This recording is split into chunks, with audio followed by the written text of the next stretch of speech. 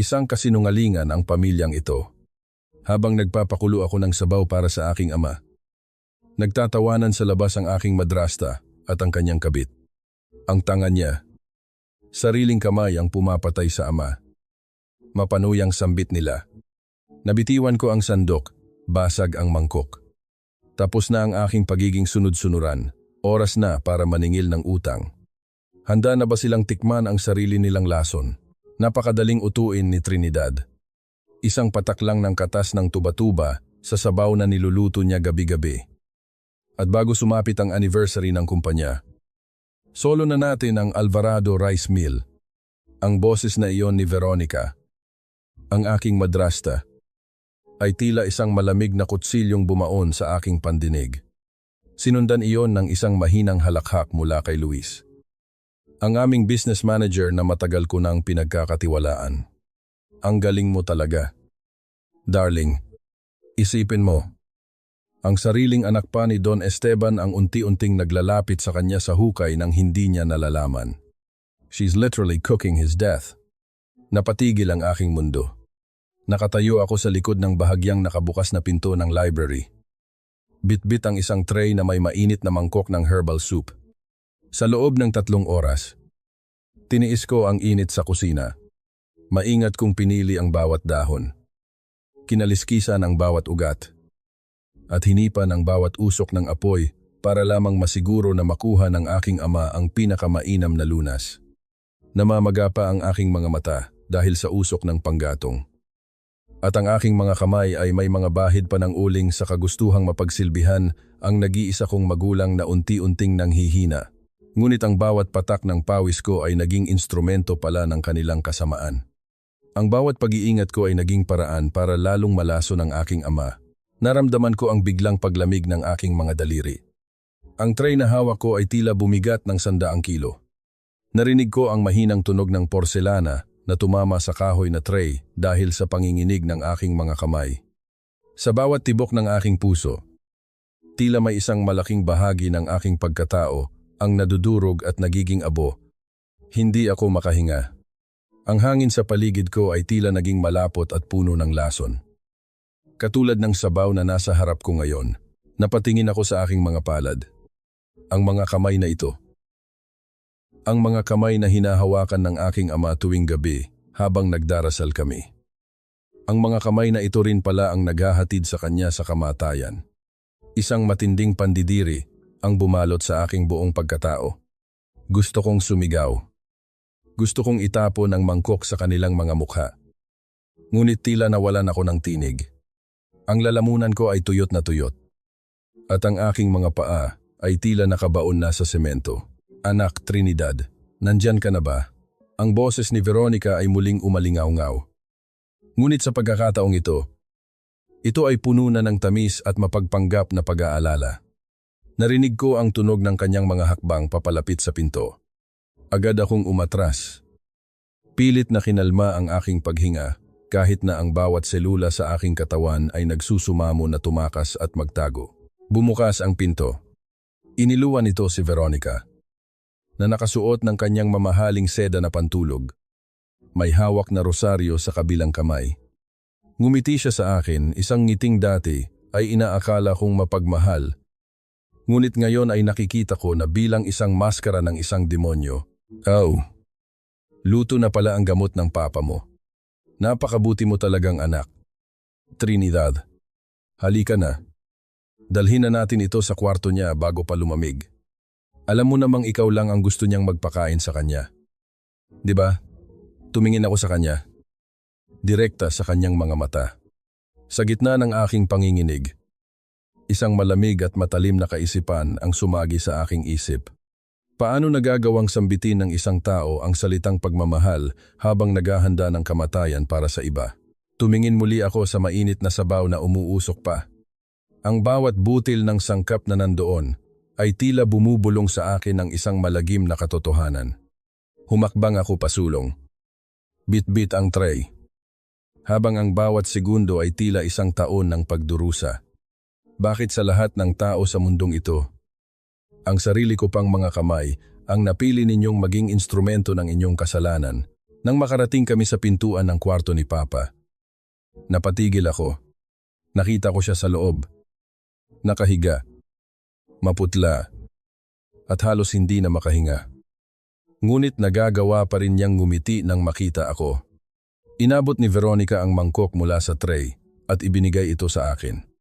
Sina, anak, pakainin mo na siya. Ito na ang huling dosis niya para sa gabing ito. Ang huling dosis. Ang mga salitang iyon ay tila isang hatol ng bitay. Hawak ko ang kutsara.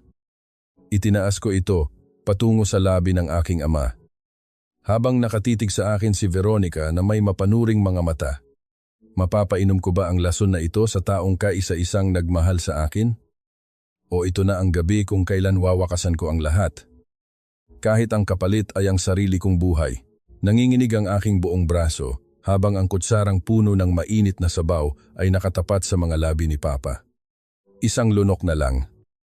At magiging bahagi na naman ako ng dahan-dahang pagpatay sa kanya. Tiningnan ko ang mga mata ng aking ama, ang mga matang dati ay puno ng sigla. Ngunit ngayon ay tila malabo na at puno ng pagod. Trinidad. Anak. Bakit ka tumigil?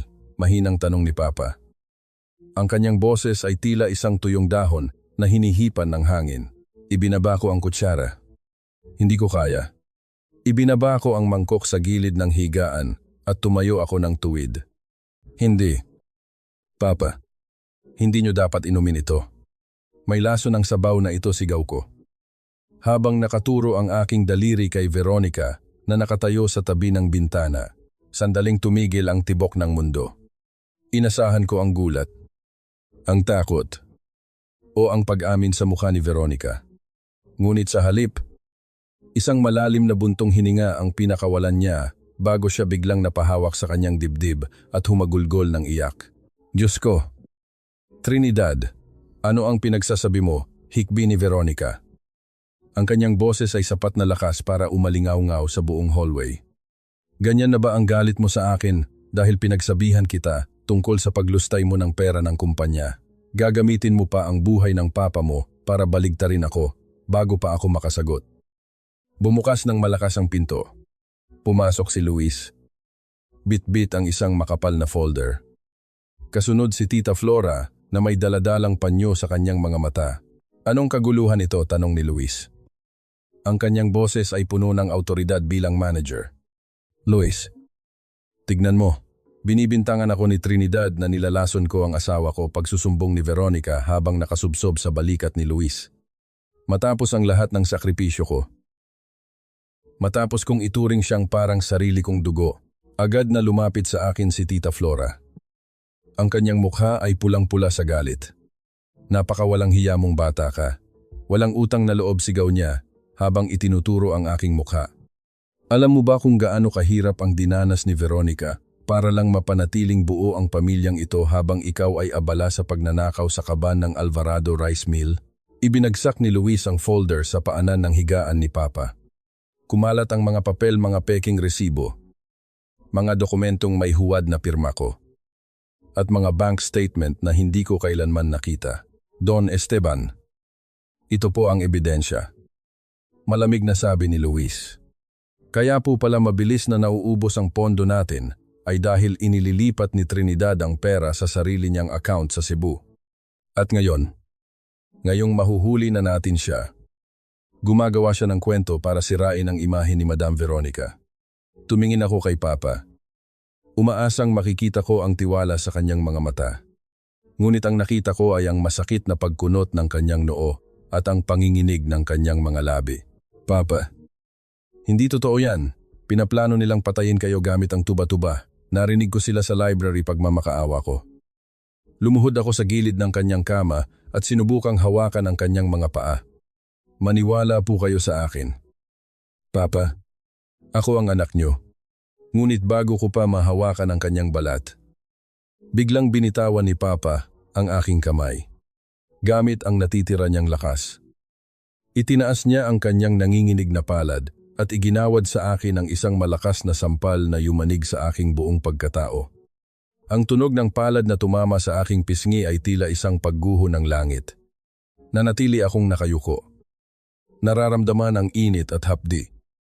Hindi lamang sa aking mukha, kundi sa kailaliman ng aking puso. Lumayas ka. Mahinang sabi ni Papa. Ngunit ang bawat salita ay tila isang hatol ng kamatayan. Ayoko nang makita ang mukha mo. Traitor. Magnanakaw. Papa, pakinggan niyo muna ako. Sabi, nang lumayas ka. Sigaw ni Tita Flora habang hinahawakan ang aking braso at pilit akong itinayo. Hindi mo ba narinig? Hindi ka na kailangan dito. Isa kang sumpa sa pamilyang ito. Kinaladkad ako ni Luis at ng 2 security guard palabas ng kwarto. Palabas ng mansyon na naging tahanan ko sa loob ng 28 taon. Wala akong nagawa. Ang aking mga luha ay malayang dumadaloy. Bumabasa sa aking pisnging nangingitim na sapasa. Ibinagsak nila ako sa labas ng malaking gate ng mansyon. Kasabay nito ang biglang pagbuhos ng malakas na ulan. Tila nakikiramay ang langit sa aking pagkakaaba. Humampas ang bakal na gate. Isang tunog ng pagsasara na tila nagtatapos sa aking dating buhay. Nakadapa ako sa putikan. Ang aking puting bestido ay nadumihan na at basa na ng ulan. Nanginginig ako sa lamig at sa matinding sakit ng aking kalooban. Sa gitna ng dilim, narinig ko ang pag-andar ng isang makina. Ang itim na SUV ni Luis ay dahan-dahang lumabas sa side gate. Huminto ang sasakyan sa tapat ko. Bumaba ang bintana at lumitaw ang mukha ni Luis. Walang bakas ng awa. Tanging isang mapanuyang ngisi. Mabilis siyang humarurot. Dahilan upang ang maruming tubig mula sa kalsada ay tumalamsik sa aking buong katawan.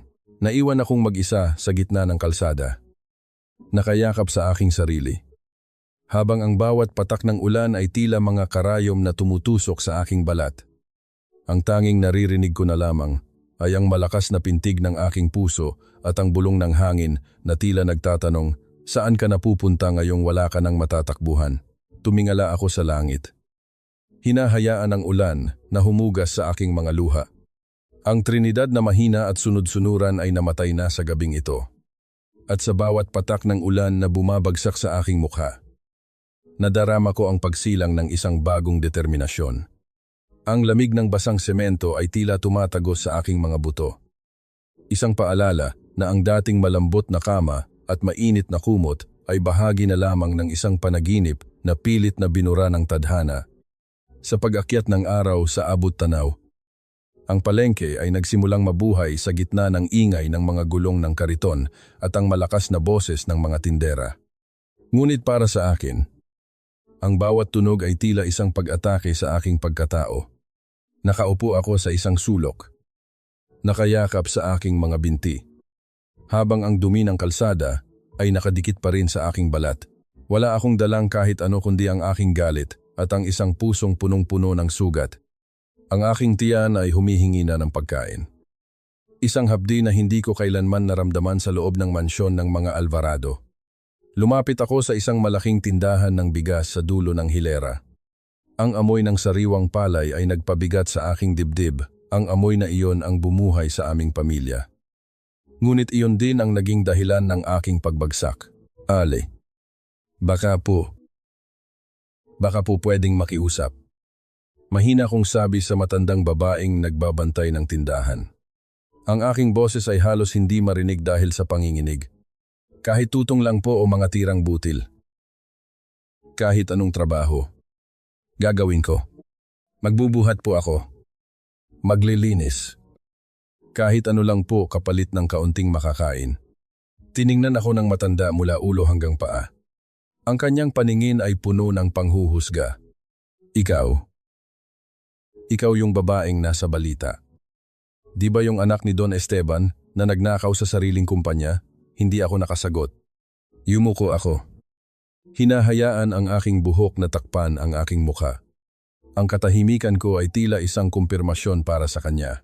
Nako, baka pati ang mga sako ko rito ay mawala kapag tinanggap kita. Umalis ka rito. Bago ko patawagin ang mga tanod pagtataboy niya sa akin. Habang winawalis ang dumi sa harap ng kanyang tindahan, na tila ba ako ay isang basurang nagpaparumi sa kanyang paligid. Naglakad ako palayo. Ngunit hindi pa man ako nakakalayo ay narinig ko na ang mga bulungan ng mga tao. Tignan nyo, ang bumagsak na prinsesa. Napakaganda sana. Pero ang itim ng budhi. Ang bawat salita nila ay tila mga latigo na humahampas sa aking likuran. Sa bawat hakbang ko, ang bigat ng mundo ay tila lalong sumasidhi. Biglang may isang sako ng bigas na bumagsak sa aking harapan. Hindi iyon sinadya, kundi dahil sa bigat nito. Sinubukan kong tulungan ang lalaking nagbubuhat. Kahit na ang aking mga braso ay nanghihina na. Sabay kaming humawak sa sako. At doon ko naramdaman ang isang kakaibang init sa aking mga daliri. Salamat. Pero kaya ko na ito. Sabi ng isang baritono at mahinahong boses. Iniangat ko ang aking paningin. Isang lalaki ang nakatayo sa harap ko. Nakasuot ng simpleng polo shirt, nakupas na ang kulay, ngunit malinis tignan. Si Mateo. Ang kanyang mga mata ay hindi katulad ng sa mga tao sa palengke, wala itong halong pandidiri o pangungutya. Mayroon itong lalim na tila nakakaunawa sa lahat ng aking nararamdaman. Trinidad tawag niya sa aking pangalan.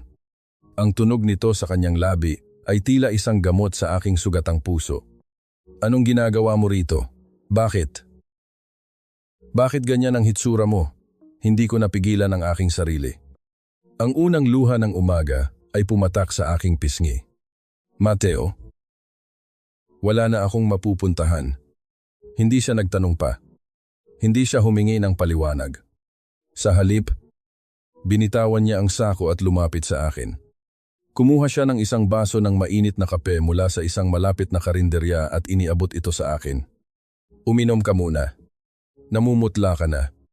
Habang hawak ko ang baso, naramdaman ko ang panginginig ng aking mga daliri. Ang init ng kape ay tila dahan-dahang gumigising sa aking namamanhid na katawan. Inakay ako ni Mateo patungo sa isang maliit na bodega ng kooperatiba na matatagpuan sa likod ng palengke. Ligtas ang lugar na ito. Malayo sa mga mapanghusgang mata ng madla, pinaupo niya ako sa isang tumpok ng mga malinis na sako. Kumuha siya ng isang maliit na first aid kit at lumuhod sa aking harapan. Hayaan mong gamutin ko ang sugat mo sa kamay. Baka maimpeksyon yan. Habang maingat niyang nililinis ang gasgas sa aking palad, nanatili kaming tahimik. Ang tanging naririnig ko ay ang tunog ng hangin na pumapasok sa mga siwang ng bodega at ang mahinang tibok ng aking puso. Sa unang pagkakataon matapos ang malagim na gabi, naramdaman kong hindi ako mag-isa. Bakit mo ako tinutulungan? Mateo, mahina akong tanong habang nakatingin sa kanyang seryosong mukha. Hindi mo ba narinig ang mga kwento magnanakaw daw ako? Trader. Tumigil siya sa paglilinis at tumingala sa akin. Ang kanyang tingin ay diretso at tapat. Kilala kita simula noong mga bata pa tayo. Trinidad. Alam ko kung paano mo pahalagahan ang bawat butil ng bigas na pinaghirapan ng mga magsasaka. Ang taong marunong rumespeto sa biyaya ng lupa ay hindi kailanman magagawang magnakaw sa sarili niyang pamilya. Yumuko ako. Ang aking mga luha ay pumatak sa kanyang mga kamay. Salamat. Mateo, salamat sa paniniwala sa akin. Nabalik ang aking atensyon sa bodega nang mapansin ko ang isang nakatambak na sako sa sulok. Mayroon itong logo ng Alvarado Corporation. Ngunit may kakaiba rito. Ang kulay ng logo ay medyo mas madilim. At ang tatak ng premium grade ay tila minadali ang pagkakalimbag. Nilapitan ko ito at kumuha ng ilang butil ng bigas mula sa siwang ng sako. Napakunot ang aking noo. Ang bigas ay madilaw, may amoy ng amag, at punong-puno ng mga durog na butil. Hindi ito ang kalidad ng bigas na inilalabas ng aming pamilya sa loob ng ilang dekada. Mateo, saan galing ang bigas na ito? Tanong ko. Ang aking boses ay puno ng paghihinala. Iyan ang bagong supply na ipinadala ng kumpanya nyo rito sa kooperatiba nitong nakaraang linggo. Sabi ni Luis. Ito raw ang bagong standard nyo para mas mapamura ang benta. Sagot ni Mateo. Habang inililigpit ang mga gamot, doon ko napagtanto ang lawak ng kanilang kataksilan. Hindi lang nila nilalaso ng aking ama, kundi nilalason din nila ang pangalan ng aming pamilya sa pamamagitan ng pagtitinda ng bulok na bigas sa mga mahihirap na tao. Ang Alvarado Rice Mill na binuo ng aking lolo sa dugo at pawis ay unti-unti nilang dinudungisan para sa kanilang pansariling interes. Napatigil ang aming pag-uusap nang marinig namin ang boses ng isang babae sa labas ng bodega. Nandito ba yung babaeng sinasabi nyo, yung nagtatago sa ilalim ng mga sako, isang grupo ng mga kababaihan sa palengke ang sumilip sa pinto ng bodega. Ang kanilang mga mukha ay puno ng galit at pangungutya. Oy, Trinidad, akala mo ba makakatakas ka rito? Hindi namin kailangan ng isang kriminal sa palengke na ito. Lumabas ka riyan. Naramdaman ko ang muling paglukso ng kaba sa aking dibdib. Ang bawat mapanghusgang salita nila ay tila nagpapaliit sa mundo ko. Ngunit bago pa man ako makatayo, humarang si Mateo sa pinto. Ang kanyang likod ay tila isang matibay na pader na nagpoprotekta sa akin. Sobra na kayo. Malamig na sabi ni Mateo sa mga tao. Wala siyang ginagawang masama sa inyo. Kung wala kayong magawa, bumalik na lang kayo sa mga tinitinda nyo. Ngunit ang mga bulungan ay hindi natapos. Ang kasinungalingan ni Veronica ay tila isang apoy na mabilis na kumalat sa buong bayan. Alam kong hindi ako pwedeng manatiling nakatago rito habang buhay. Tumingin muli ako sa bulok na bigas sa aking palad. Ang laban na ito ay hindi na lang tungkol sa akin. Ito ay tungkol sa katotohanang ibinaon nila sa ilalim ng mga kasinungalingan. Ito ay tungkol sa dangal ng aming pamilya na unti-unti nilang nilulunod sa putikan.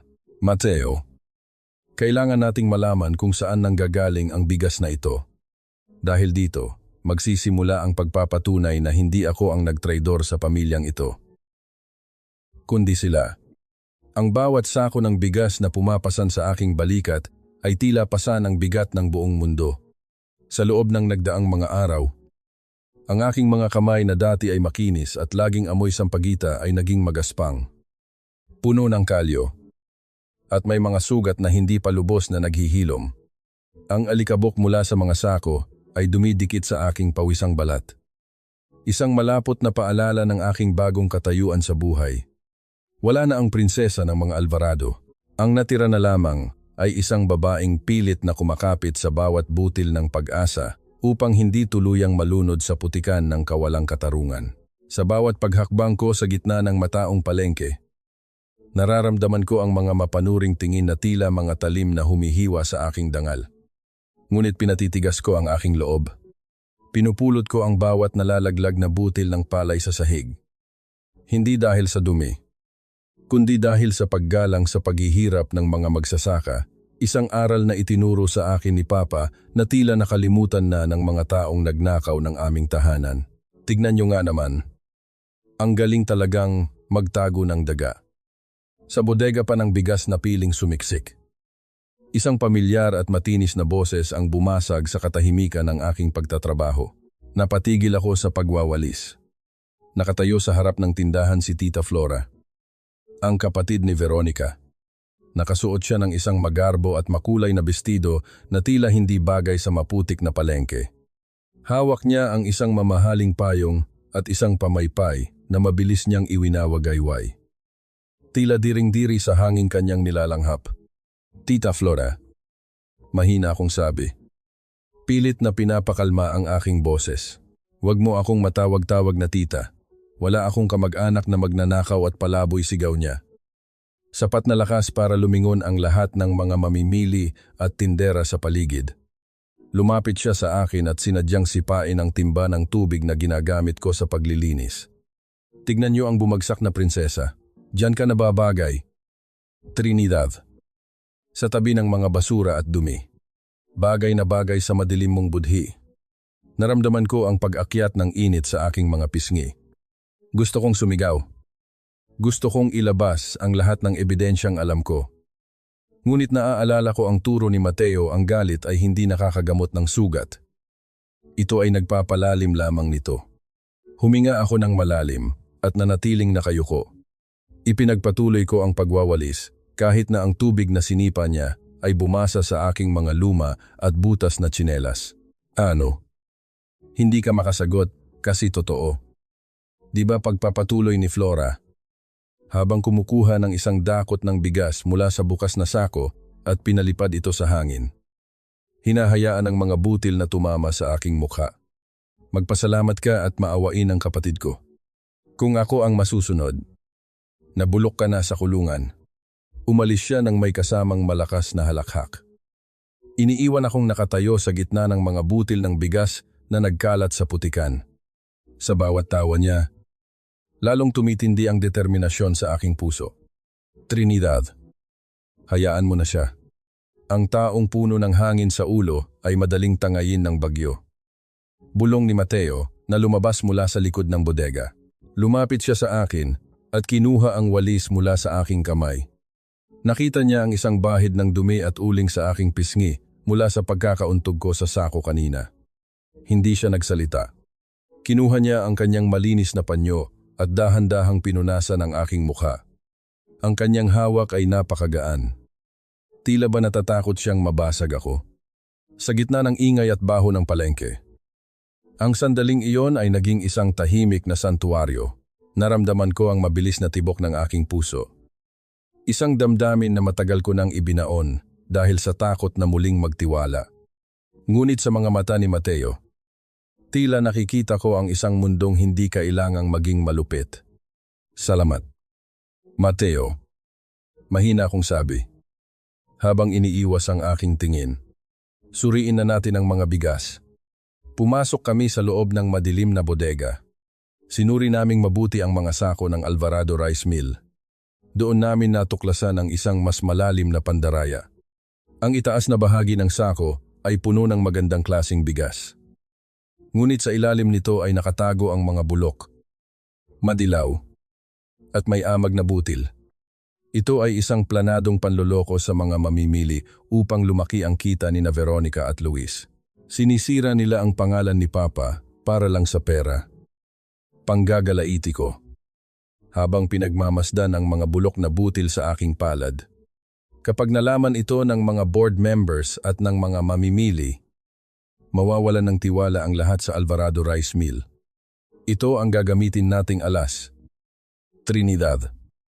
Sagot ni Mateo. Habang isinusulat ang mga serial number ng mga sako. Kailangan lang nating makuha ang mismong delivery receipt na pirmado ni Luis.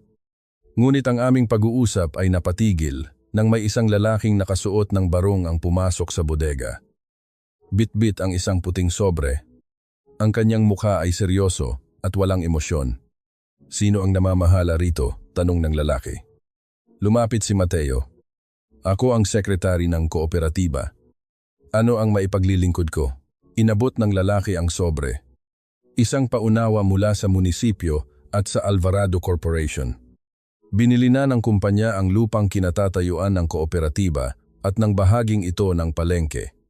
Mayroon kayong 24 na oras para lisanin ang lugar na ito. Ang lahat ng hindi aalis ay ituturing na trespassers. Nanigas ako sa aking kinatatayuan. Ang sobreng iyon ay tila isang hatol na muling nagnanakaw ng aking huling silungan. Alam ni na Veronica na narito ako. Alam nilang lumalaban ako. At ngayon, gagamitin nila ang kanilang yaman upang tuluyan akong ibaon sa kawalan. Tiningnan ko ang sobre sa kamay ni Mateo. Ang pangalan ng aking pamilya, ang Alvarado, ay nakasulat doon ng malaki. Isang pangalang dati ay simbolo ng pag-asa. Ngunit ngayon ay naging simbolo ng pang-aapi. Paano kami lalaban kung ang mismong lupang aming tinatayuan ay kinuha na nila? Ang dilim ng bodegang ito ay tila anino ng aking kinabukasan malamig. Mapanglaw at tila walang hangganan. Nakaupo ako sa ibabaw ng isang sako ng bigas. Hawak ang puting sobre ng paunawa na tila isang liham ng kamatayan para sa aming huling pag-asa. Ang bawat tibok ng aking puso ay tila isang mabigat na yabag sa isang mahabang pasilyo ng kawalang katiyakan. Trinidad. Hindi pa tapos ang lahat. Mahinang sabi ni Mateo. Ang kanyang boses ay tila isang maliit na kandila sa gitna ng malawak na kadiliman. Ang lupa ay maaaring mabili. Ngunit ang katotohanan ay hindi. Napatigil ang aming pag-uusap nang makarinig kami ng isang mahinang kaluskos sa labas ng pinto. Ang tunog ng mga yabag na tila maingat na tumatapak sa mga tuyong dahon ay nagpatayo sa aking mga balahibo. Agad na tumayo si Mateo at kumuha ng isang pirasong kahoy bilang depensa. Ang pinto ng bodega ay dahan-dahang bumukas. Lumilikha ng isang mahaba at matinis na tunog na tila isang daing ng isang naghihirap na kaluluwa. Isang matandang babae na balot ng itim na belo ang pumasok. Nang tamaan ng liwanag ng gasera ang kanyang mukha, naramdaman ko ang biglang pagluwag ng aking dibdib. Aling Rosa, bulalas ko. Ang aking boses ay puno ng pagkagulat at galit na halong kaba. Mabilis na lumapit ang matandang kasambahay.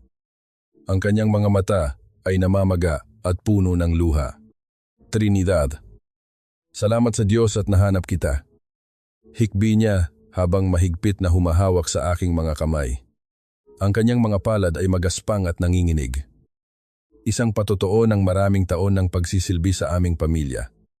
Eto, nagdala ako ng kaunting damit at pagkain. Hindi ko na kayang sikmuraan ang nangyayari sa mansyon. Kamusta ang papa? Aling Rosa, nakakain ba siya ng maayos, sunod-sunod kong tanong. Ang aking puso ay tila sasabog sa pangungulila. Umiling si Aling Rosa. Ang kanyang mukha ay nagpakita ng matinding sakit. Lalong nanghihina ang iyong ama. Anak, halos hindi na siya dinadalaw ng mga doktor na hindi binabayaran ni Luis. At si Veronica. Palaging may mga bisitang nakasuot ng alahas habang ang iyong ama ay naghihirap sa itaas. Kinuha ni Aling Rosa ang isang balutan na gawa sa lumang kumot. Sa loob nito ay isang maliit na kahon na gawa sa kahoy ng narra. May mga ukit ng bulaklak na tila kupas na sa tagal ng panahon. Ito ang kahon ni Mama, ang tanging bagay na itinatago niya sa ilalim ng kanyang higaan bago siya pumanaw, 10 taon na ang nakalilipas. Itinago ko ito bago pa man ito makuha ni Veronica. Bulong ni Aling Rosa.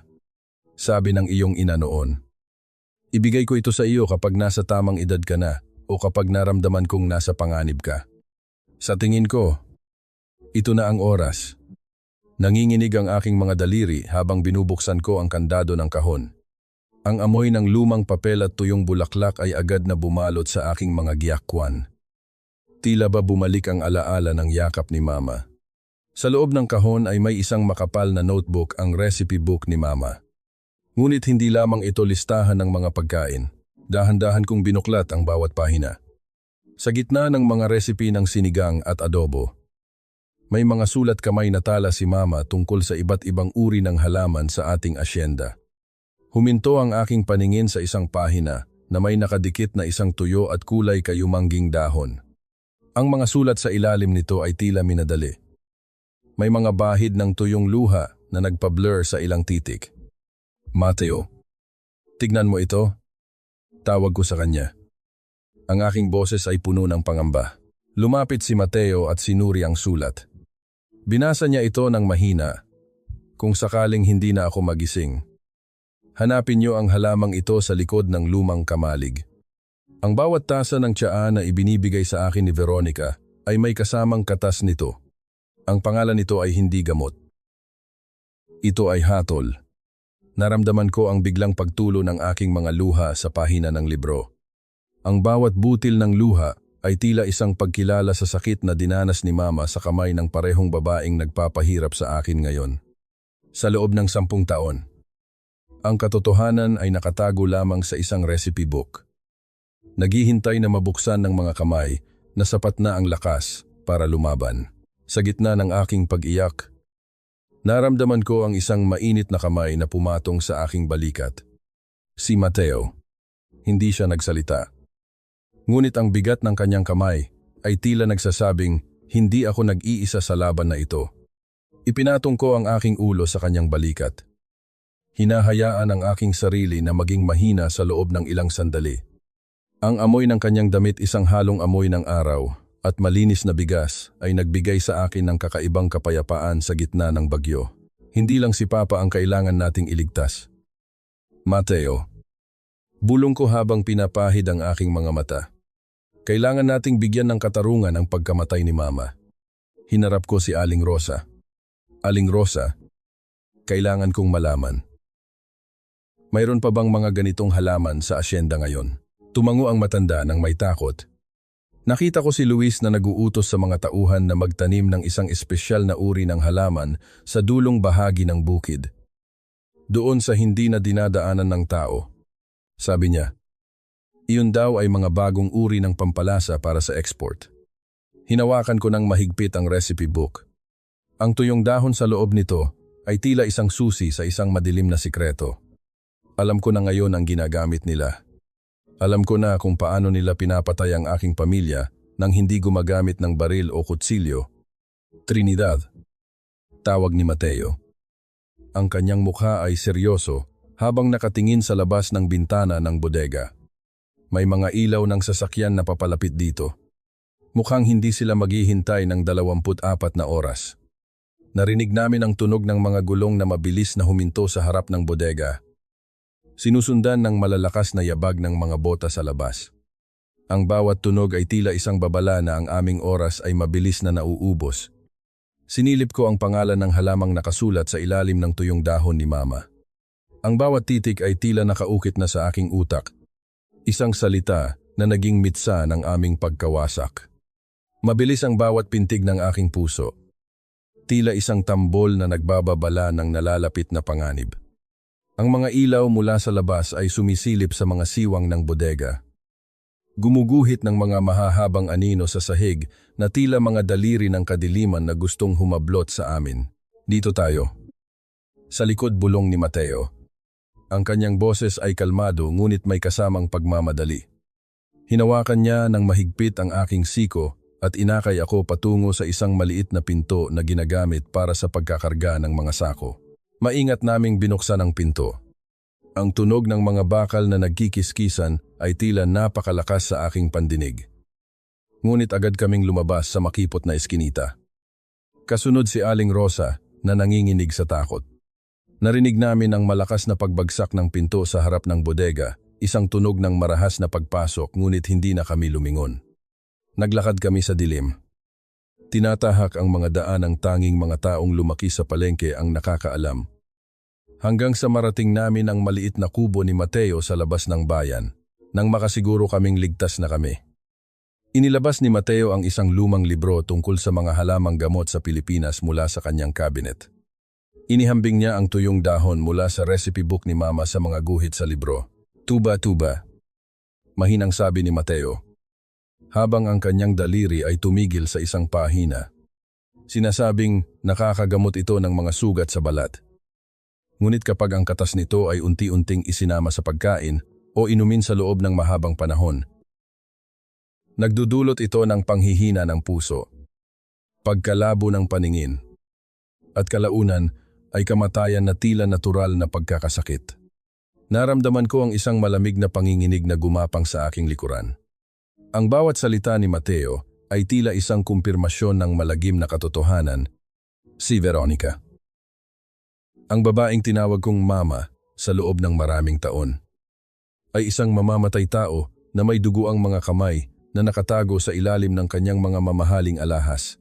Kailangan nating makita kung saan nila ito itinatanim. Mateo, sabi ko, ang aking boses ay puno ng determinasyon. Kung mahuhuli natin silang nagpapatubo nito, magkakaroon tayo ng ebidensya. Kinaumagahan, bago pa man sumikat ang araw, tinahak namin ni Mateo ang malayong bahagi ng Hacienda Alvarado. Ang amoy ng basang lupa at ang huni ng mga kuliglig ay bumabalot sa amin habang naglalakad kami sa gitna ng matataas na talahib. Sa isang tagong lambak, malayo sa mga pangunahing taniman ng palay. Nakita namin ang isang hilera ng mga halamang may malalapad na dahon at maliliit na bunga. Nakita namin ang ilang mga magsasaka na maingat na nag-aani ng mga dahon. Ang kanilang mga mukha ay pagod at puno ng takot. Lumapit kami sa isang matandang magsasaka na kilala ko simula noong bata pa ako. Si Mang Berting. Mang Berting. Mahina kong tawag. Nagulat ang matanda at agad na itinago ang kanyang dalang basket. Nang makilala niya ako, napabuntong hininga siya ng malalim. Trinidad. Anak, anong ginagawa mo rito? Mapanganib dito. Pinababantayan ni Luis ang lugar na ito ng mahigpit. Mang Berting, bakit niyo itinatanim ang mga ito? Alam niyo ba kung para saan ito? Tanong ko. Yumuko si Mang Berting. Ang kanyang mga kamay na punong-puno ng kalyo ay nanginginig. sabi ni Luis. Espesyal na pampalasa raw ito para sa ibang bansa. Pero binalaan niya kami. Wag na wag daw naming sasabihin sa kahit kanino. Kundi ay mawawalan kami ng trabaho at palalayasin sa aming mga bahay. Ang dami na naming utang sa kumpanya. Trinidad, wala kaming pagpipilian. Naramdaman ko ang hapdi sa aking puso. Ang mga taong ito, na buong buhay na nagsilbi sa aking pamilya, ay ginagamit din bilang mga instrumento sa kanilang kasamaan. Ang kawalang katarungan ay tila isang malapot na putik na bumabalot sa buong asyenda. Huwag kayong mag-alala. Mang Berting, pangako ko habang hinahawakan ang kanyang magaspang na kamay. Matatapos din ang lahat ng ito. Habang pabalik kami sa kubo, ang tindi ng sikat ng araw ay tila gustong tumunaw sa aking lakas. Naramdaman ko ang pagkahilo at ang bigat ng aking mga binti. Biglang naramdaman ko ang isang malamig na lilim na bumalot sa akin. Itinaas ni Mateo ang kanyang suot na jacket upang gawing pansamantalang silong para sa akin. Habang ang kanyang kabilang kamay ay maingat na nakasuporta sa aking likuran. Magpahinga ka muna sa ilalim ng puno na iyon. Mahinahong sabi ni Mateo. Ang kanyang tingin ay puno ng pag-aalala. Tila ba ako ay isang mamahaling hiyas na ayaw niyang mabasag. Sa sandaling iyon, sa gitna ng init at panganib, naramdaman ko ang isang kakaibang init sa aking puso, isang pakiramdam ng pagiging ligtas na matagal ko nang hindi nararamdaman. Nang makarating kami sa isang tagong lugar kung saan may signal ang aming lumang cellphone, biglang tumunog ito. Isang mensahe mula sa isang hindi kilalang numero. Ngunit alam kong galing ito kay Aling Rosa. Nang mabasa ko ang mensahe, tila tumigil ang aking paghinga. Ang aking mga kamay ay nanginig at halos mabitawan ko ang telepono. Trinidad. Anong nangyari? Tanong ni Mateo. Agad na lumapit sa akin. Tumingala ako sa kanya. Ang aking mga mata ay punong-puno ng mga luhang handa ng pumatok. Si Papa. Dinala na siya sa ospital. Mateo, sabi ni Aling Rosa. Wala na siyang malay at parang hindi na siya aabuti ng bukas. Ang tunog ng hangin na humahampas sa mga dahon ng niyog ay tila naging isang malungkot na awit ng pamamaalam. Ang oras na inakala kong marami pa ako ay biglang naglaho. Iniiwan akong nakatayo sa bingit ng isang napakalaking kawalan. Kailangan nating makapunta doon. Mateo. Ngayon din. Bulong ko.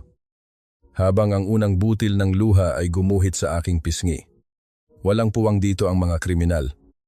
Lalo na ang mga anak na walang utang na loob. Ang tinig ni Veronica ay tila isang malamig na hampas ng yelo sa aking mukha nang marating ko ang pasilyo ng ospital. Suot ko ang isang lumang jacket at kupas na maong. Ang aking mukha ay bahagyang natatakpan ng isang suot na sombrero, ang balat kayo ng isang hamak na tindera sa palengke. Ngunit sa kabila ng aking anyo, ang bango ng mamahaling pabango ni Veronica at ang masangsang na amoy ng disinfectant sa ospital ay tila nagsasabwatan upang lalong paitin ang aking lalamunan. Nakatayo siya sa labas ng kwarto ni Papa. Napapalibutan ng kanyang mga kaibigang alta at ilang mga board members ng kumpanya. May hawak siyang puting panyo na dahan-dahan niyang idinadampi sa kanyang mga mata. Kahit na alam kong walang kahit isang butil ng tunay na luha ang nanggagaling doon. Trinidad, ikaw ba yan? Pasigaw na tanong ni Tita Flora na biglang sumulpot sa likuran ko. Ang kanyang boses ay tila isang matinis na kampana na naging hudyat upang lumingon ang lahat ng tao sa amin. Naramdaman ko ang biglang paglukso ng aking kaba. Ang bawat pares ng mata na nakatingin sa akin ay puno ng panghuhusga. Tila ba ako ay isang mantsa sa malinis na puting dingding ng ospital. Gusto ko lang makita ang Papa. Mahina akong sabi. Ang aking boses ay nanginginig. Hindi dahil sa takot, kundi dahil sa matinding pangungulila na tila sumasakal sa aking hininga. Makita humalakhak ng mapait si Veronica habang humahakbang papalapit sa akin. Ang kanyang mga mata, na kanina lamang ay tila nagdadalamhati, ay naging matalim at puno ng kamandag. Matapos mong tangkaing lasunin ng iyong ama, may kapal pa ng mukha ang mga paa mong itapak dito, security. Bakit hinahayaan ninyong makapasok ang mga ganitong klaseng tao? Dalawang malalaking lalaki na nakasuot ng uniforme ng security ang agad na humarang sa aking daan.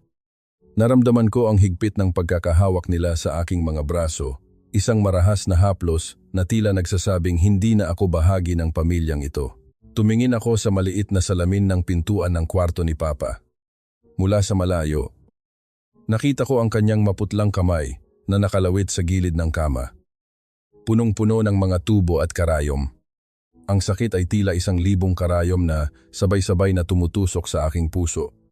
Narito ako. Ilang hakbang lang ang layo sa aking ama. Ngunit ang pader ng kasinungalingan na itinayo ni Veronica ay tila mas mataas pa sa anumang gusali sa mundong ito. Layuan niyo ako, pilit kong nagpupumiglas. Ngunit ang bawat galaw ko ay tila nagpapamukha lamang sa akin na ako ang masama sa paningin ng mga tao. Tignan niyo siya. Napakabayolente talaga.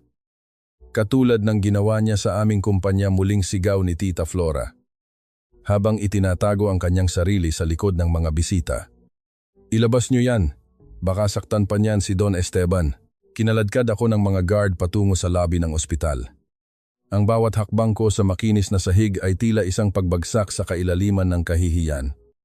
Ang mga tao sa lobby ay nagsimulang magbulungan. Ang kanilang mga mata ay nakasunod sa akin habang inilalabas ako ng gusali. Nang marating namin ang labas, marahas nilang binitawan ang aking braso. Dahilan upang mapaluhod ako sa matigas na semento. Ang init ng sikat ng araw ay tila nangungutya sa aking panginginig. Trinidad, isang mainit na kamay ang pumatong sa aking likuran. Si Mateo. Hingal na hingal siya. Tila ba tinakbo ang buong kalsada para lang maabutan ako. Hindi siya nagsalita ng kahit anong paninisi. Sa halip, marahan niyang hinawakan ang aking siko at tinulungan akong tumayo ng may dignidad. Hindi tayo lalaban sa ingay nila. Trinidad. Bulong niya. Ang kanyang boses ay tila isang matibay na angkla sa gitna ng aking nagngangalit na emosyon. Lalaban tayo sa oras. Huwag mong hayaang wasakin nila ang loob mo. Inakay ako ni Mateo patungo sa kanyang lumang sasakyan. Ngunit bago pa man ako makapasok, narinig ko ang boses ni Veronica mula sa itaas na balkonahe ng ospital. May kausap siya sa kanyang telepono. Ang kanyang boses ay malakas at puno ng kumpiyansa. Tila ba sinasadyang iparinig sa akin ang kanyang bawat salita. Ituloy ang lahat ng paghahanda para sa anniversary party sa susunod na linggo. Sabi ni Veronica habang nakatingin sa akin mula sa itaas.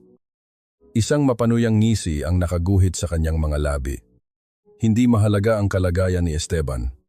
Ang mahalaga ay ang anunsyo ng bagong may-ari ng Alvarado Rice Mill. Sa araw na iyon, mawawala na ng tuluyan ang lahat ng hadlang. Napatigil ako. Ang anibersaryo, doon nila balak tapusin ang lahat.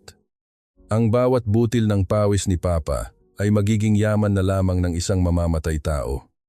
Tumingala ako kay Veronica. Ang aking mga mata ay punong-puno ng piping pangako. Bakit mo ipinagpapalit ang buhay ng taong nagmahal sa iyo para sa mga pirasong papel at ginto? Sumakay ako sa sasakyan ni Mateo habang ang mga salita ni Veronica ay paulit-ulit na umaalingaw-ngaw sa aking isipan. Ang sakit sa aking puso ay untunting napapalitan ng isang malamig at matalim na determinasyon. Kung ang anibersaryo ang itinakda mong araw ng iyong tagumpay, Veronica, sisiguraduhin kong iyon din ang araw ng iyong huling pagbagsak. Hanggang kailan mo kayang itago ang lason sa likod ng iyong matamis na ngiti bago ka tuluyang mabulunan sa sarili mong mga kasinungalingan, hindi na ito tungkol sa akin o sa yamang nawala sa akin. Ito ay tungkol sa bawat butil ng palay na dinudungisan nila ng kasakiman. Ang boses ko ay bahagyang nangangatog habang nagsasalita sa gitna ng madilim na bodega ng kooperatiba. Ang tanging nagbibigay ng liwanag ay ang isang maliit na gasera na nakapatong sa ibabaw ng isang sako ng bigas. Naglilikha ng malalaking anino sa mga dingding na gawa sa lumang kahoy. Sa harap ko, nakaupo ang 10 lalaki at babae, mga pinuno ng mga magsasaka, na ang mga balat ay sunog sa araw at ang mga kamay ay puno ng kalyo. Sila ang tunay na pundasyon ng Alvarado Rice Mill. Ang mga taong kinalimutan na ni Veronica at Luis. Ibinukas ko ang orihinal na ledger na lalong pinatibay ng mga dokumentong itinakas ni Aling Rosa. Ang bawat pahina ay naglalaman ng mga listahan ng mga utang na pilit na ipinapataw ni Luis sa kanila. At ang mga halaga ng bigas na binibili ng kumpanya sa napakababang presyo para lamang ibenta ng pagkamahal-mahal sa palengke. Tignan ninyo ito. Itinalaga ko ang aking daliri sa mga numero.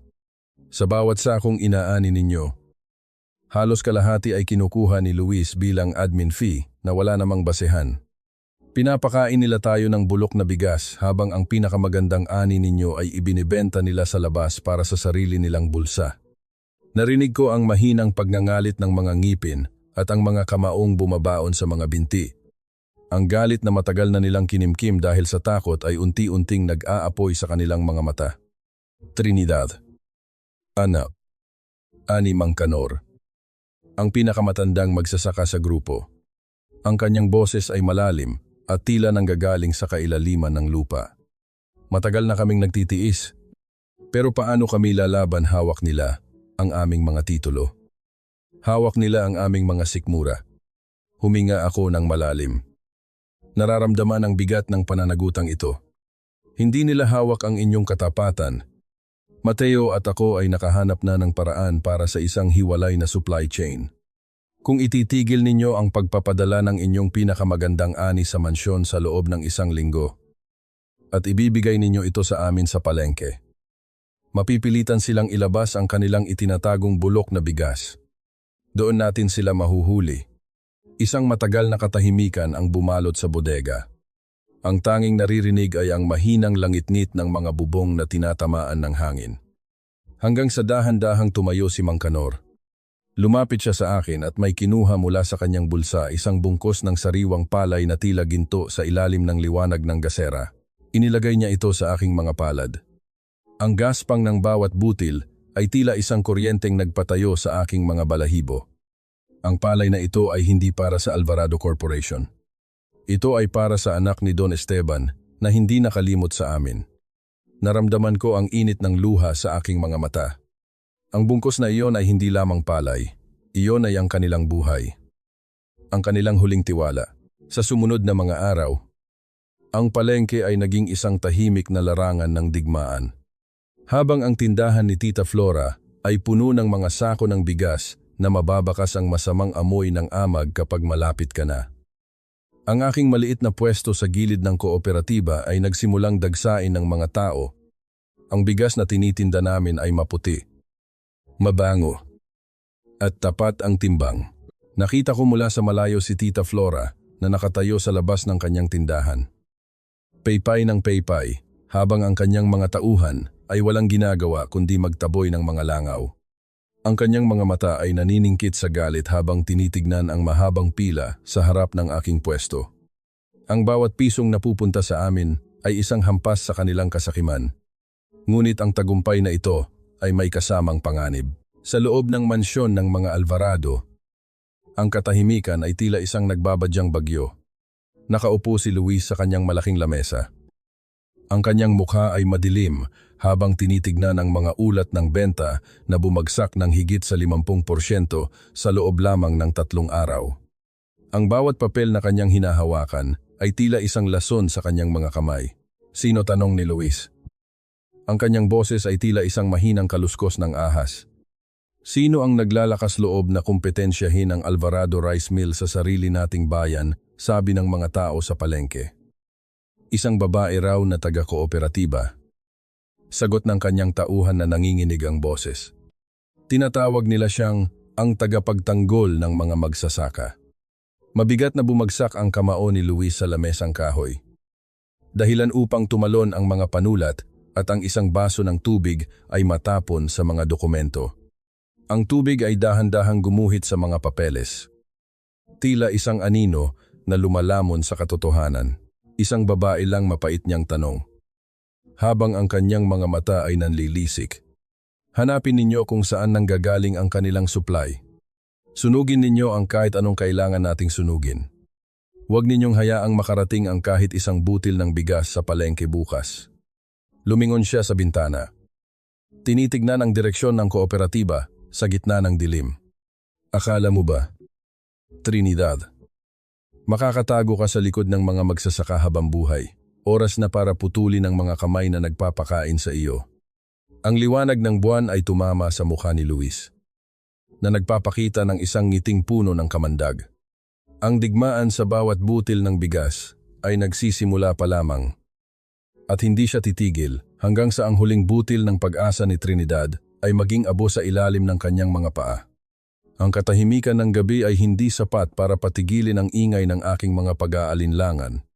Nakatitig ako sa aking mga palad sa ilalim ng malamlam na liwanag ng buwan. Ang mga daliri ko ay puno ng maliliit na sugat. At ang aking mga kuko ay may mga bahid pa ng alikabok mula sa sako-sakong bigas na binuhat ko maghapon. Masakit ang aking likod. At ang bawat kalamnan sa aking katawan ay tila sumisigaw sa pagod. Nakaupo ako sa isang lumang kahoy na bangko sa labas ng bodega ng kooperatiba. Habang ang malamig na simoy ng hangin ay dahan-dahang humahaplos sa aking pawisang noo. Sa gitna ng aking pag-iisa, narinig ko ang mahinang tunog ng mga yabag sa damuhan, hindi marahas, kundi dahan-dahan at pamilyar. Masyado nang malalim ang gabi para sa isang reyna na nagpapanggap na magbubukid. Isang malambing na boses ang bumasag sa katahimikan. Iniangat ko ang aking paningin at nakita ko si Mateo. Hawak niya ang 2 baso ng mainit na taho na umuusok pa. At may nakasukbit na lumang gitara sa kanyang likuran. Umupo siya sa tabi ko. Hindi masyadong malapit pero sapat na para maramdaman ko ang init ng kanyang presensya. Uminom ka muna. Anya. Sabay abot ng baso. Kailangan ng katawan mo ng tamis matapos ang pait ng buong araw. Habang humihigop ako ng taho, naramdaman ko ang dahan-dahang pagluwag ng buhol sa aking dibdib. Ang tamis ng arnibal at ang lambot ng sago ay tila isang yakap sa aking nangungulilang sistema. Mateo, tingnan mo ang mga kamay ko. Mahina kong sabi, habang inilaladlad ang aking mga palad sa harap niya. Dati, ang tanging alam ng mga kamay na ito ay humawak ng pluma at maglipat ng pahina ng libro.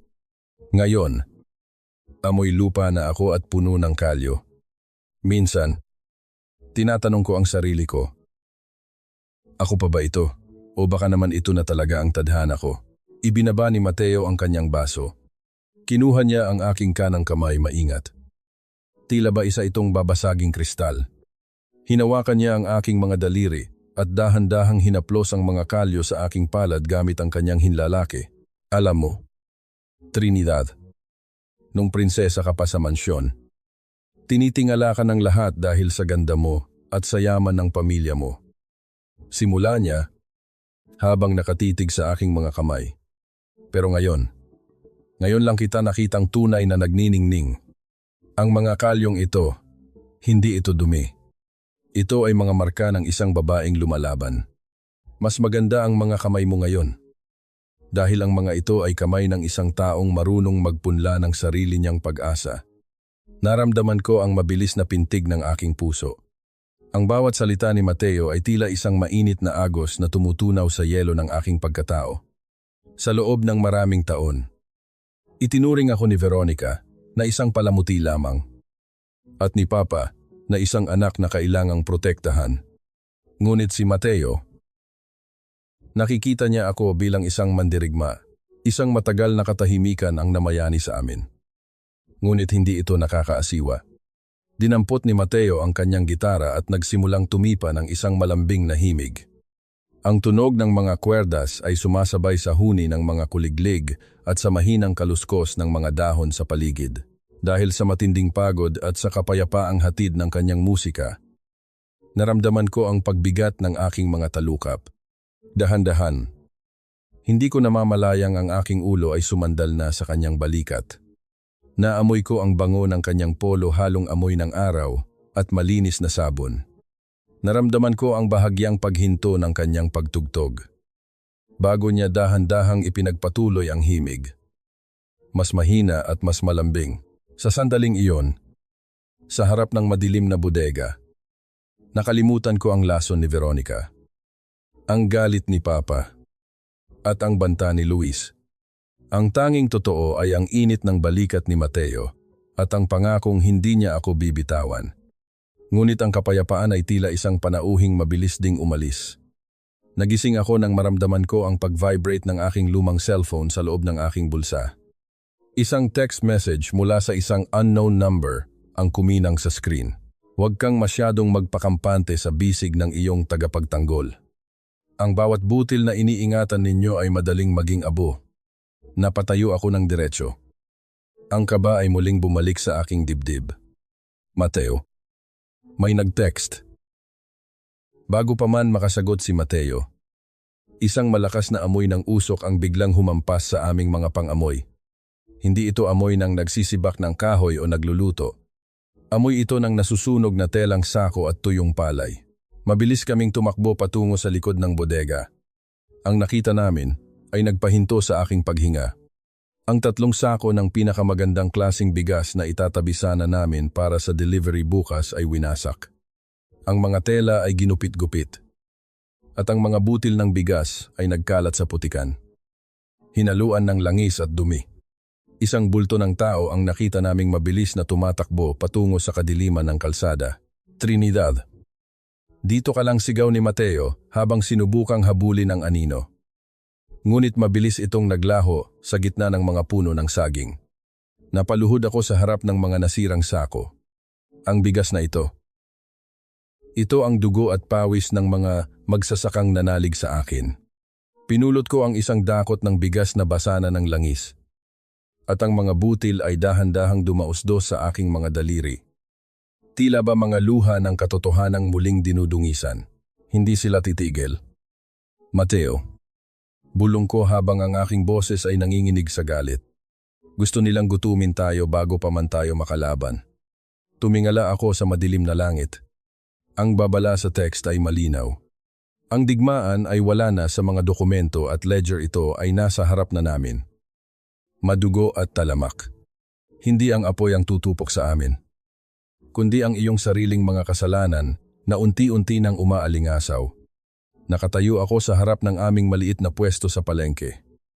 Hawak ang walis na mahigpit kong sineseryoso habang nililinis ang mga naiwang bakas ng langis at sirang bigas kagabi. Ang aking likod ay tuwid. Ang aking baba ay nakataas. Kahit na ang bawat kalamnan sa aking katawan ay nananakit pa rin.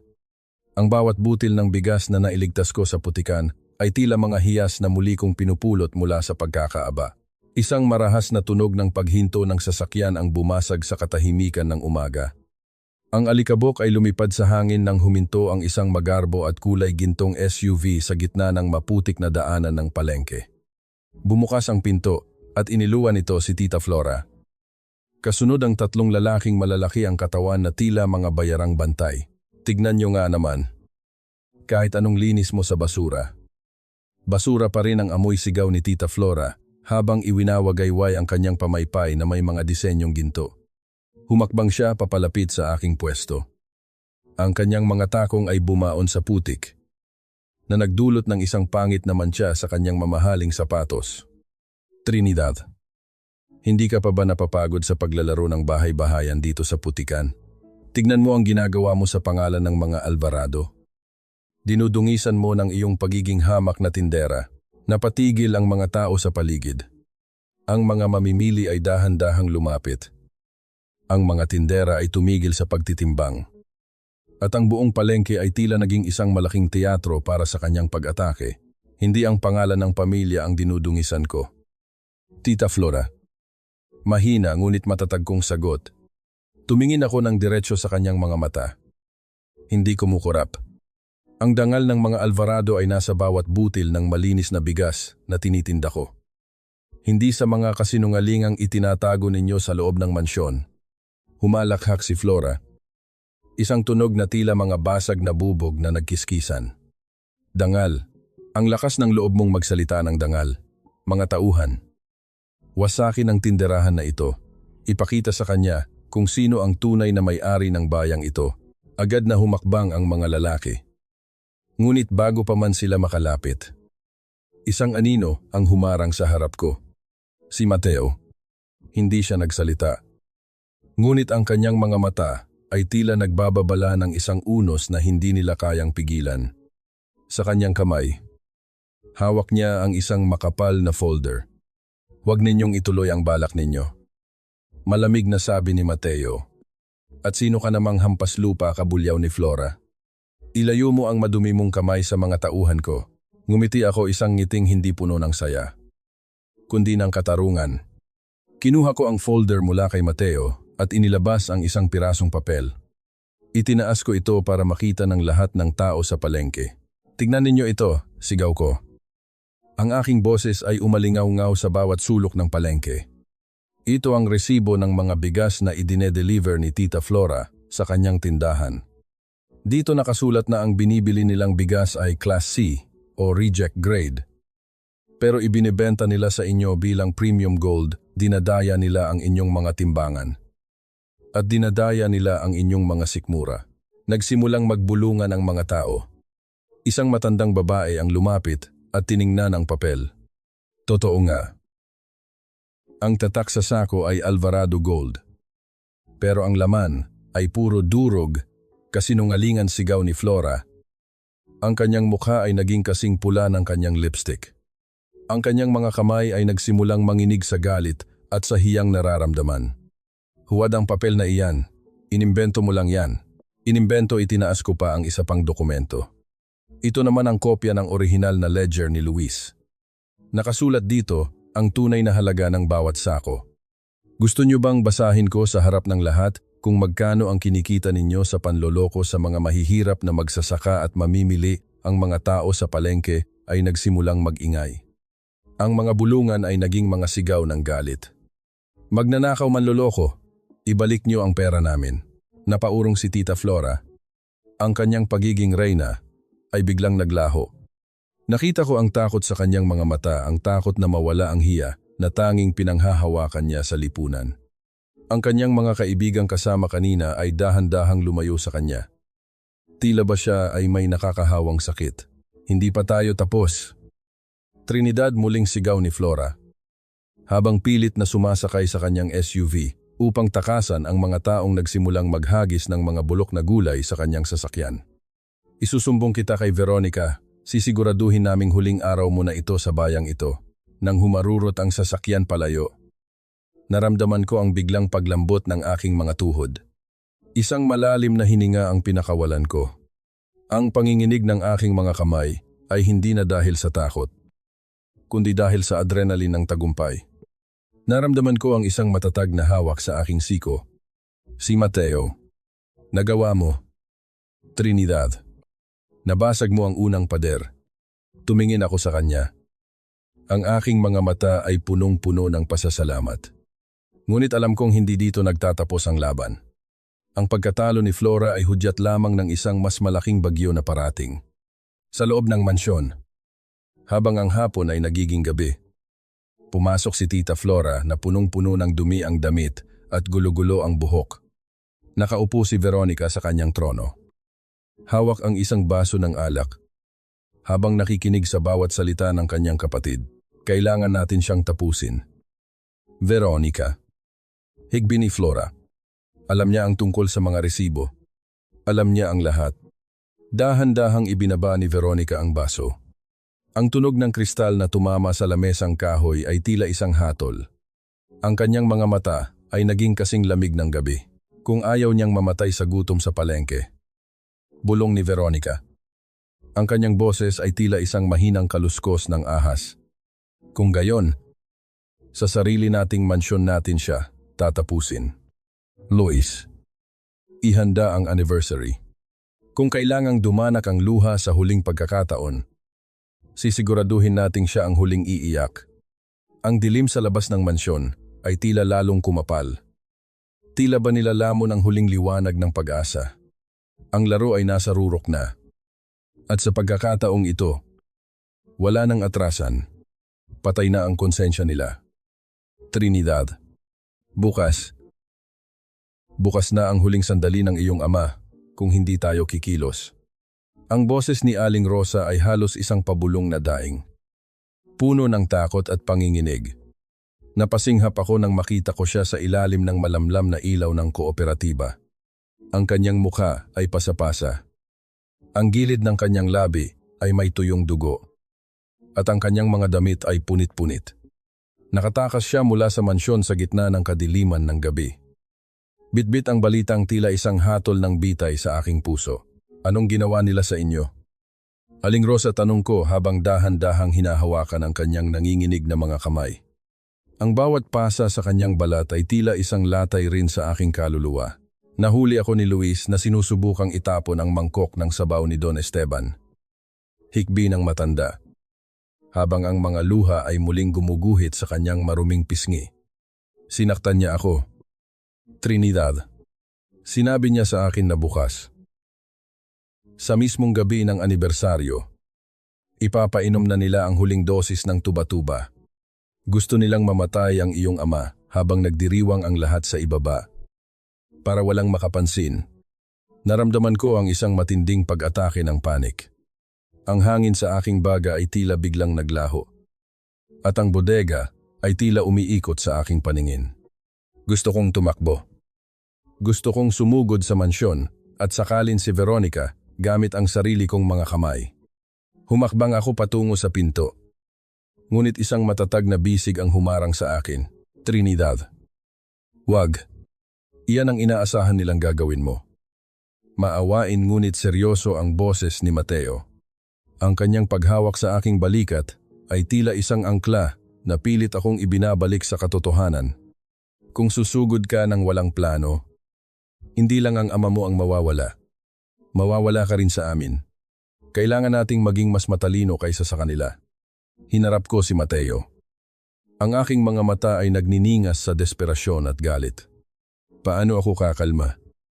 Mateo, pinapatay nila ang papa ngayon.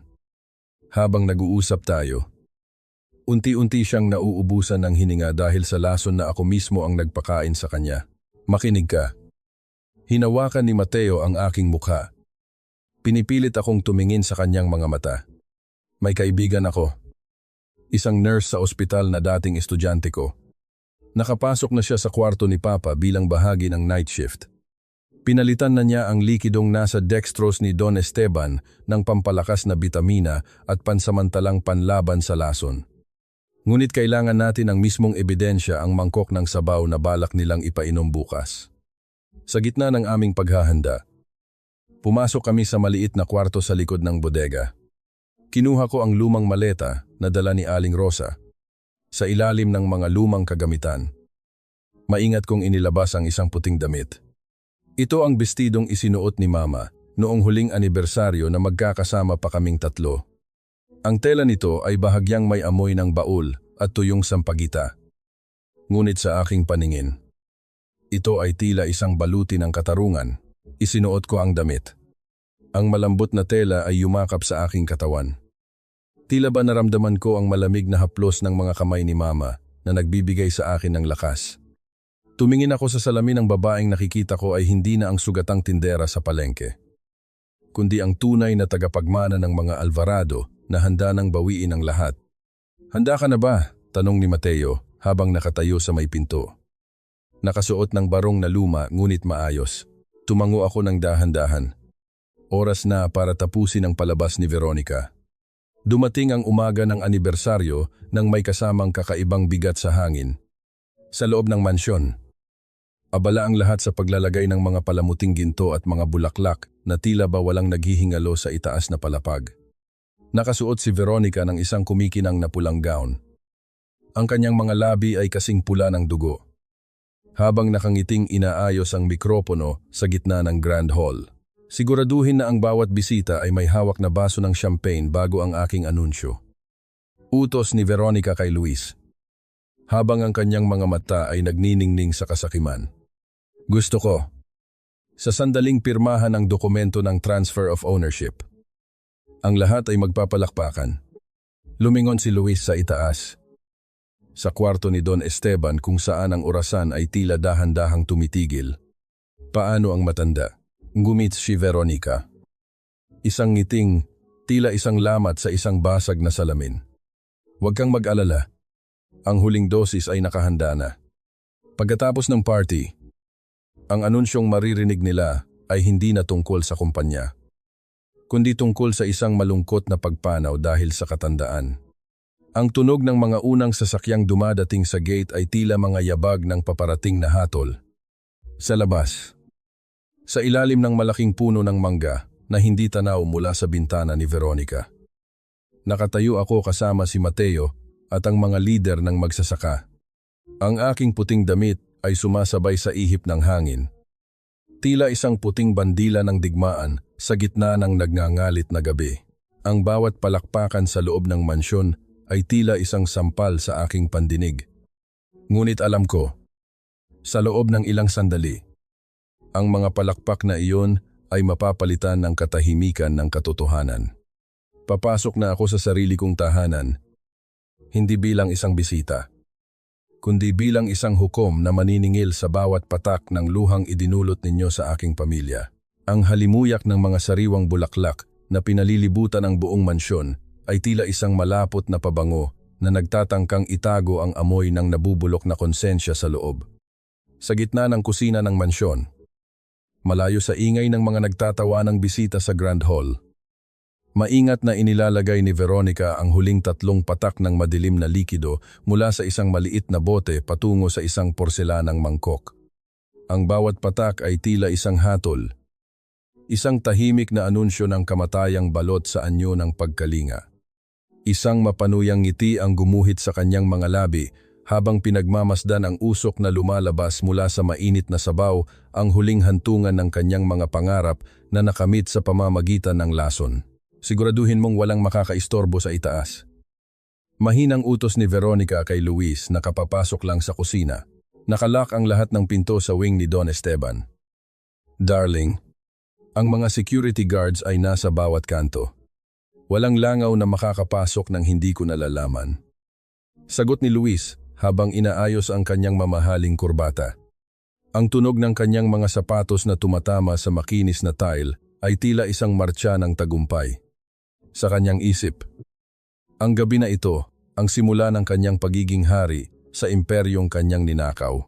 Samantala, sa labas ng matatayog na pintuang bakal ng Hacienda Alvarado, nakatayo ako sa ilalim ng malamlam na ilaw ng kalsada.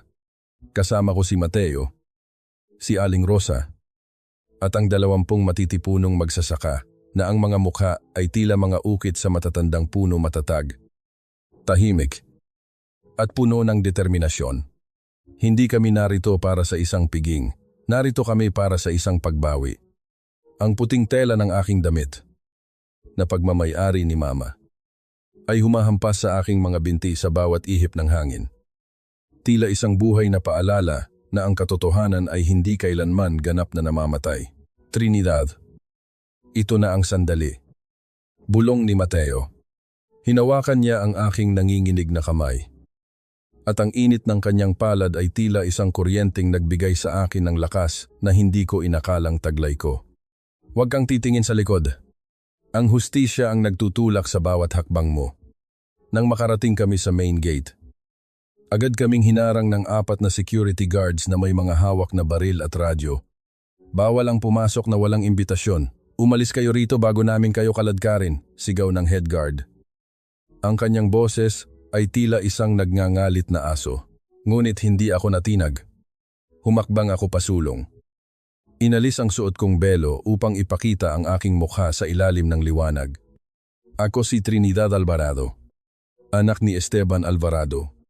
Hindi ko kailangan ng imbitasyon para pumasok sa sarili kong tahanan. Wala kaming pakialam kung sino ka. Ang utos ni Sir Luis ay walang sino mang pwedeng makalagpas sa gate na ito, ang matigas na sagot ng guard. Dito na kumilos ang mga magsasaka. Si Mang Kanor, ang aming pinuno, ay tumayo sa harap ko. Ang bawat isa sa kanila ay humawak sa rehas ng gate. Kami ang nagpapakain sa bayang ito. Kami ang nagpuno ng mga kumpanyang ipinagmamalaki nyo. Kung hindi nyo bubuksan ang gate na ito, sisiguraduhin naming walang isang butil ng bigas ang makakalabas sa asyendang ito simula bukas. Ang banta ng isang malawakang welga at ang matatalim na tingin ng mga taong ang lakas ay nanggagaling sa lupa ay nagpabago sa timpla ng hangin. Nakita ko ang pag-aalinlangan sa mga mata ng mga guards. Nagkaroon ng mahabang katahimikan. Tanging ang tunog ng hangin at ang mahinang pag-usad ng mga sasakyan sa loob ang naririnig.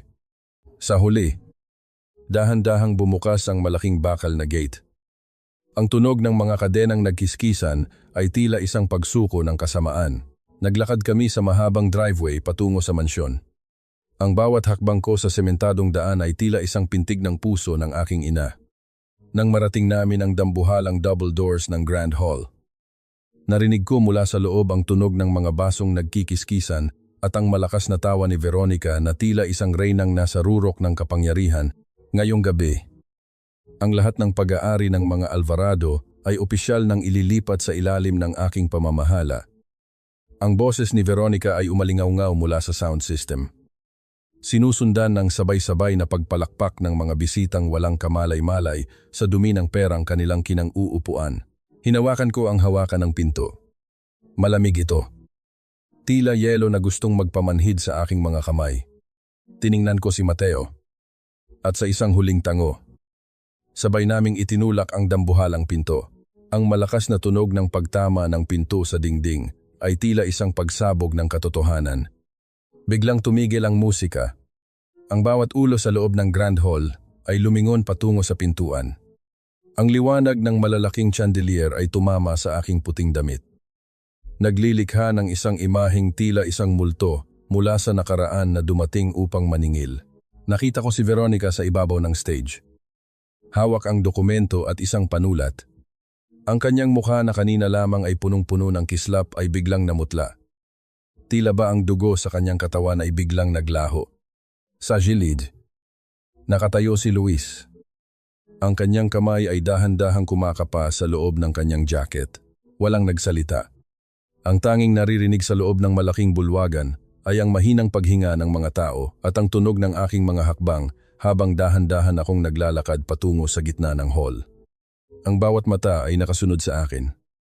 Tila ba hinihintay ang unang salitang babasag sa nakabibinging katahimikan.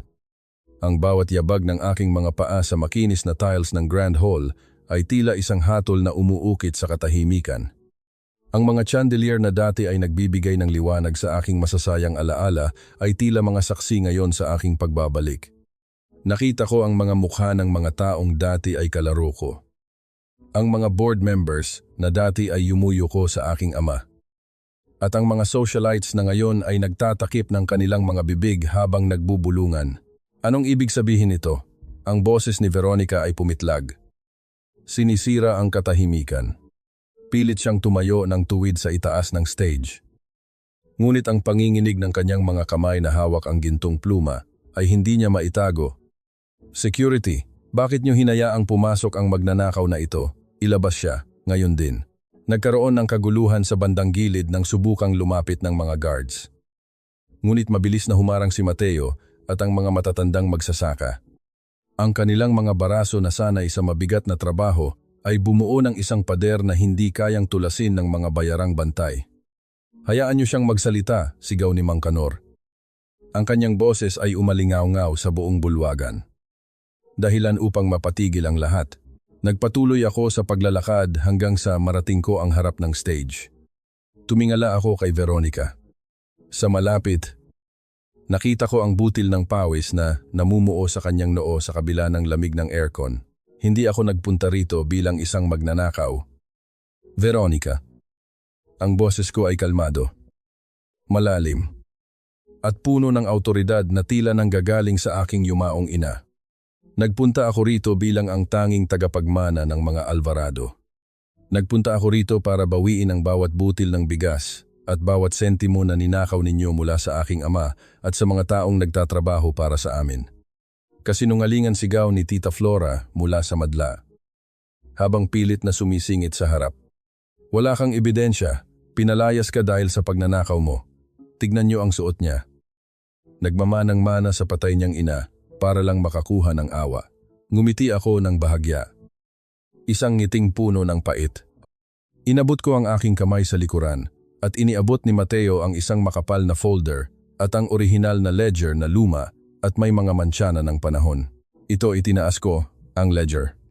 Ito ang orihinal na talaan ng bawat transaksyon ng Alvarado Rice Mill bago nyo ito manipulahin. Dito nakasulat ang mga ghost deliveries at ang mga accounts sa ibang bansa na nasa ilalim ng pangalan ninyo ni Luis. Tumingin ako sa mga board members na nakaupo sa harapang hilera. Mga Ginoo, tignan ninyong mabuti ang mga dokumentong ito. Ang audit na ipinakita sa inyo ni Luis nitong nakaraang buwan ay huwad. Ang kumpanya ay hindi nalulugi dahil sa akin nalulugi ito dahil sa bawat luho na ibinibili ni Veronica gamit ang pondo ng kumpanya. Nagsimulang magkaroon ng malakas na bulong-bulungan sa buong hall. Nakita ko ang ilang board members na nagsimulang mag-usap ng seryoso habang tinitignan ang mga kopya ng dokumento na dahan-dahang ipinamamahagi ni Mateo sa kanila. Luis, gawin mo ang trabaho mo, paalisin mo sila, bulyaw ni Veronica. Ang kanyang mukha ay naging kasing pula ng kanyang gown sa tindi ng galit at takot. Humarap si Luis sa mga guards. Ang kanyang kamay ay dahan-dahang kumakapa sa loob ng kanyang jacket. Tila may kinukuha. Ngunit bago pa siya makakilos, muling bumukas ang malaking pinto sa gilid ng stage.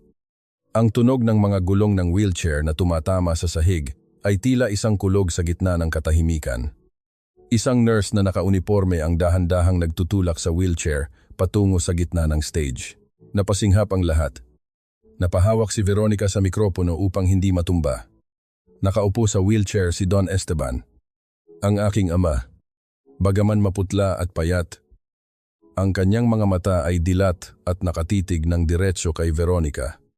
Hindi na ito ang mga matang malabo at puno ng lason. Ito ang mga mata ng isang taong nagising mula sa isang mahabang bangungot.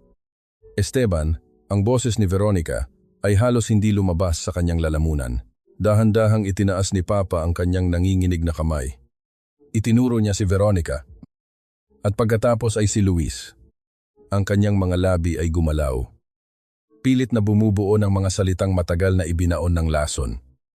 Naramdaman ko ang panunuyo ng aking lalamunan habang pinapanood ang tagpong ito. Ang lahat ng hirap. Ang lahat ng pangaalipusta sa palengke. At ang bawat luhang ibinuhos ko sa ilalim ng ulan ay tila nagtipon-tipon para sa sandaling ito. Humarap ako sa madla. Sa mga taong kanina lamang ay naniniwala sa mga kasinungalingan, ang katotohanan ay hindi kailanman ganap na nalulunod sa lason.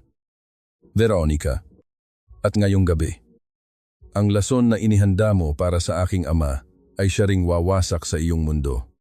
Paano mo tatakasan ang hatol ng taong inakala mong hindi na kailanman muling makakapagsalita? Akala mo ba? Ang katahimikan ay tanda ng iyong tagumpay, ang totoo. Ito ang simula ng iyong huling hininga sa mundong ito ng kasinungalingan. Ang boses ni Papa, bagaman paos at mahina, ay tila isang dagundong ng kulog na yumanig sa bawat sulok ng Grand Hall. Ang bawat bisita ay napako sa kanilang kinatatayuan. Ang mga baso ng champagne ay nanatiling nakataas, tila mga estatwang kristal na naghihintay ng hudyat. Nakatingin si Papa ng diretso kay Veronica, isang tingin na punong-puno ng puot, paniningil, at matinding pait. Esteban. Darling. Isang himala pilit na humakbang si Veronica papalapit. Ang kanyang boses ay nanginginig sa pagitan ng takot at pagpapanggap.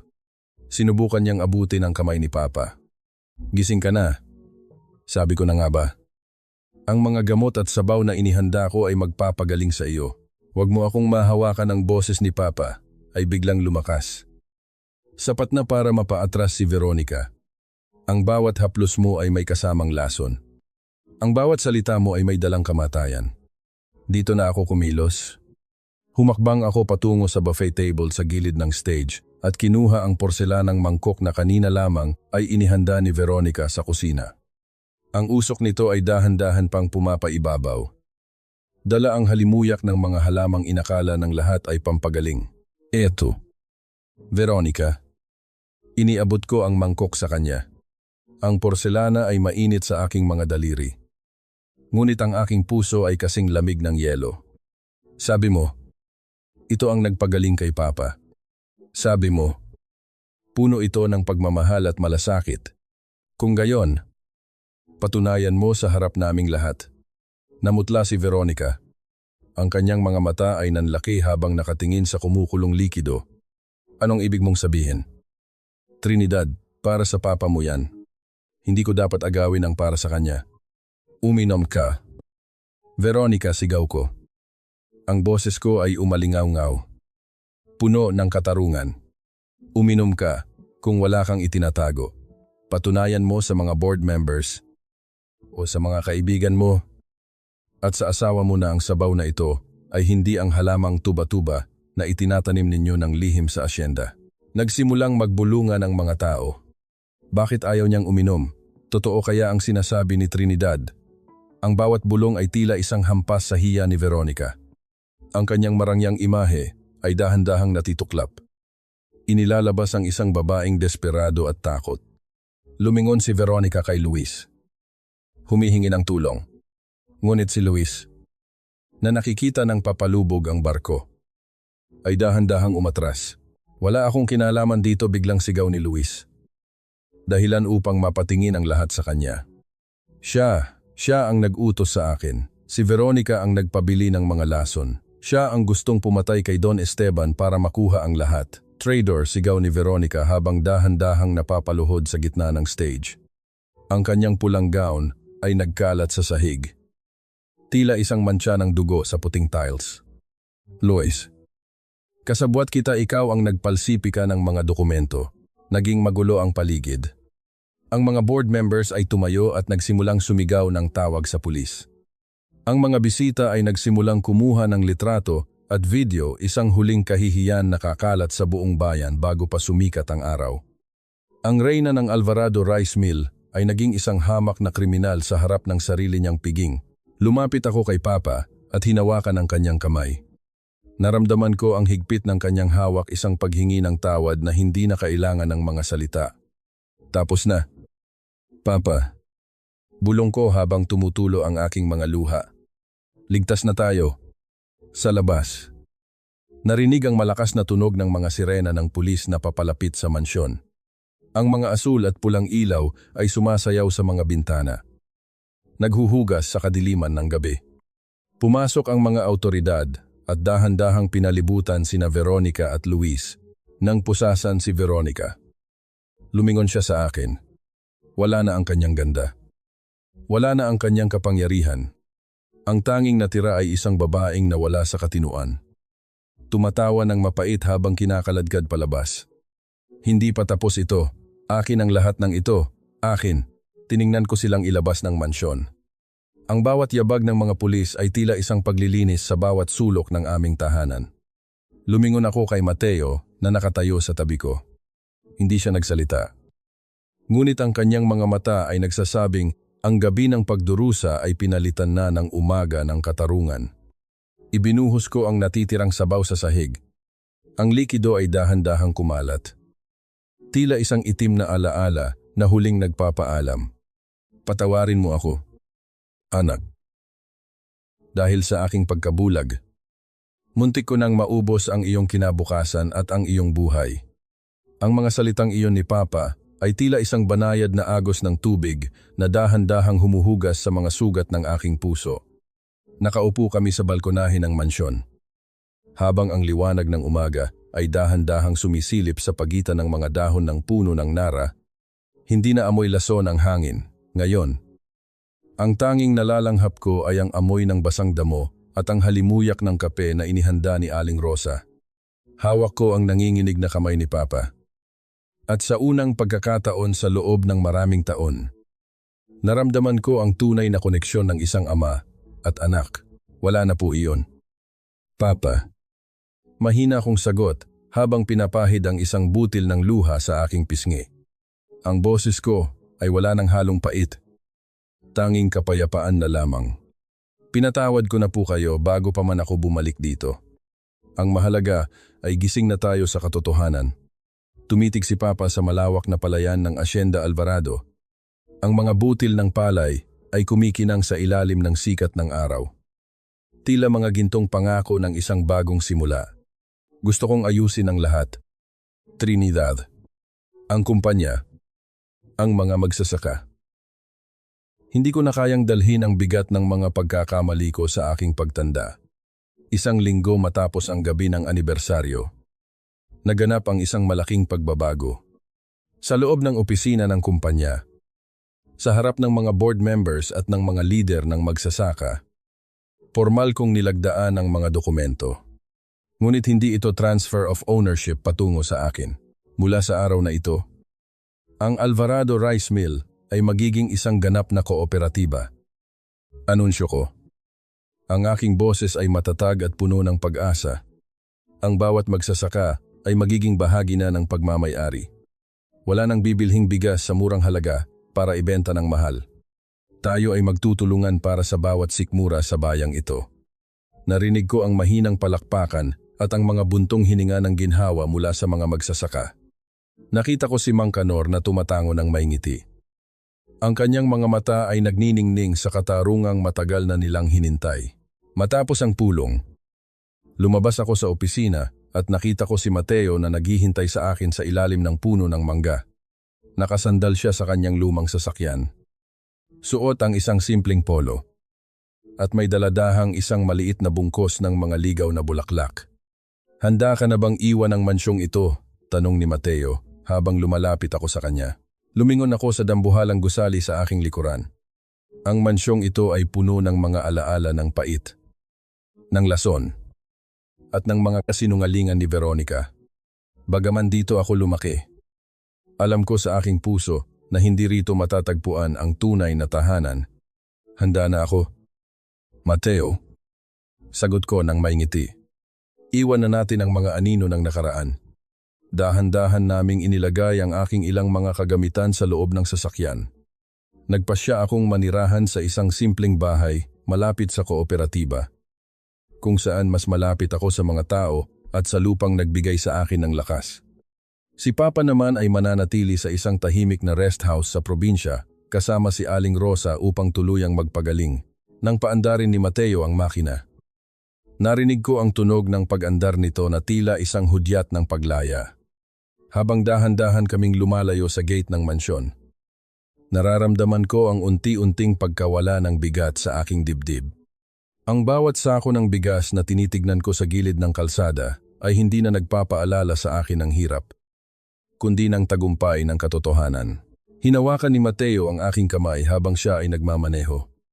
Ang kanyang hawak ay matatag, tapat, at puno ng pangakong hindi na ako muling maglalakad ng mag-isa sa dilim.